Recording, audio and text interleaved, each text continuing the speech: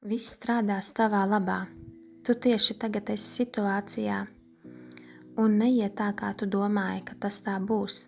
Dievs to lika doties noteiktā virzienā, un tu paklausīji, un tu saskaries pret šķērsli un domā, vai tiešām dzirdēji no Dieva, vai tiešām aicināja tevi doties tajā virzienā, un atbildi ir jā. Ienaidnieks cenšas radīt vilšanos tevī. Ienaidnieks cenšas, lai notici, ka tu nedzirdēji no Dieva precīzi, ka neesi devusies pareizajā virzienā. Tu zini, ka esi devusies pareizajā virzienā, kad tu nonāc pie pretestības. Ienaidnieks lieto cilvēkus, kuru var ietekmēt, lai censtos bloķēt, ko Dievs dara tavā dzīvē. Cīņa jau ir uzvarēta. Neviens nevar bloķēt to, ko Dievs dara. Daži no jums gaida dzirdēt jaunumus un kā tas atrisināsies. Bet viss strādās tavā labā, neatkarīgi kas notiks. Ja durvis aizveras tavā priekšā, tu zini, ka Dievs aizver tās durvis. Dievs novirza tevi. Tu zini, ka Dievs aizver tās durvis, un Viņš tevi sauc tajā virzienā.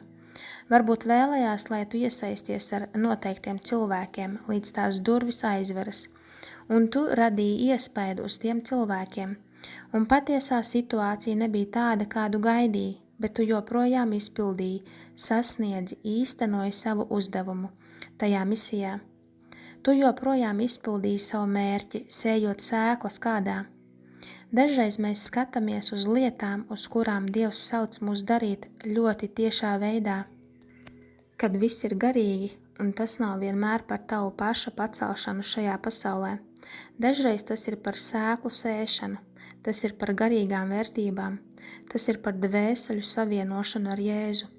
Tu devies pa noteiktu ceļu, tu saskāries ar vairākiem cilvēkiem procesā, kuri redzēja Dieva godību uz tevi, un tas radīja atšķirību viņu dzīvēs. Mēs nevienmēr saprotam, kā Dievs strādā. Salamana pamācības 3, 5-6. Paļaujieties uz to kungu no visas sirds un nepaļaujieties uz sava prāta gudrību, bet domā uz to kungu visos savos ceļos, tad viņš darīs līdzenas tavas tekas. Lai arī kā šī situācija izvērtīsies, tu esi tieši tur, kur tev ir jābūt, un Dievam ir kaut kas daudz labāks priekš tevis. Ja viņš tevi novirza citā virzienā, Dievs jau zināja, ka tas tā būs. Dieva ceļš nevienmēr prātam ir saprotams. Dievs zina, kādi viņam plāni priekš tevis. Nekaitēt tev, bet uzplaukt un dot nākotni un cerību. Jeremijas 29:11. Tu dažiem cilvēkiem ļoti patīc, bet citiem cilvēkiem tu ļoti nepatīc, jo tev ir Jēzus gaisma, kas ļoti spoži spīd uz tevi. Cilvēki ļoti izteikti tev pievelkas vai arī ļoti stipri riebums pret tevi, jo viņiem pašiem nepieciešama dziedināšana un atbrīvošana. Viņu pašu pakļautība demoniskiem spēkiem pār viņu dzīvēm, kas tevi ienīst. Neņem personīgi, kad cilvēki tevi atraida, kad nevēlas ar tevi sadarboties. To vietā nāks cilvēki, kas vēlēsies ar tevi sadarboties, kas palīdzēs vinnēt un pacels tavu dzīvi un visu, ko Dievs dara tavā dzīvē. Tu nevēlies sadarboties ar cilvēkiem, kas pilnībā ir dēmonu ietekmēti. Ja Dievs tevi tajā aicināja, tad dari to, jo tam ir lielāks mērķis šajā, lai darītu atšķirību. Tā ir daļa no tava uzdevuma. Bet, ja tas neizdodas, Dievs tevi novirzīs uz labāku vietu. Tu plūsti pārdebiskā straumē, un tu zini, ka svētais gars vada, virza, norāda patiesībā. Tu skaties uz lietām, dzīvē vienkārši piedaloties, neko īpaši neietekmējot. Tu brauc ar vilni, un svētais gars ir vilnis.